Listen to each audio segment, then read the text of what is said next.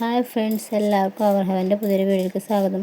അപ്പോൾ ഇന്ന് ഞാൻ ട്രൈ ചെയ്യാൻ പോയത് സഫാള ഓട്സാണ്. കാരണം കൊച്ചിന് പാല് കൊടുക്കുന്നതൊക്കെ കാരണം ഡോക്ടർ പറഞ്ഞു ഓട്സ് കഴിക്കുന്നത് നല്ലതാണ്, ഇമ്മ്യൂണിറ്റി വർദ്ധിപ്പിക്കുന്നതൊക്കെ പറഞ്ഞുകൊണ്ട് ഞാൻ ഓട്സ് വാങ്ങിയിട്ടുണ്ട്. അങ്ങനെ ഓട്സ് പ്രിപ്പറേഷൻ ചെയ്യണം. അപ്പോൾ അങ്ങനെയാണ് ശർക്കര കണ്ടത്. അപ്പോൾ ഞാൻ അതെടുത്ത് കഴിച്ചു.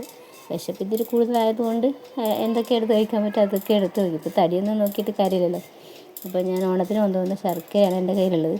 അപ്പോൾ ഞാൻ പറഞ്ഞു അതിൽ നിന്ന് ഒരെണ്ണം എടുത്തിട്ട് നമുക്ക് ഇതിലിട്ട് നോക്കാം, ഓട്സിലിട്ട് നോക്കാം. അപ്പോൾ ഞാൻ ഒരെണ്ണം, എനിക്ക് ഭയങ്കര ഇഷ്ടമാണ് ശർക്കര. അപ്പോൾ ഞാൻ അങ്ങനെ ഒരെണ്ണം എടുത്തിട്ട് കഴിച്ചു നോക്കി.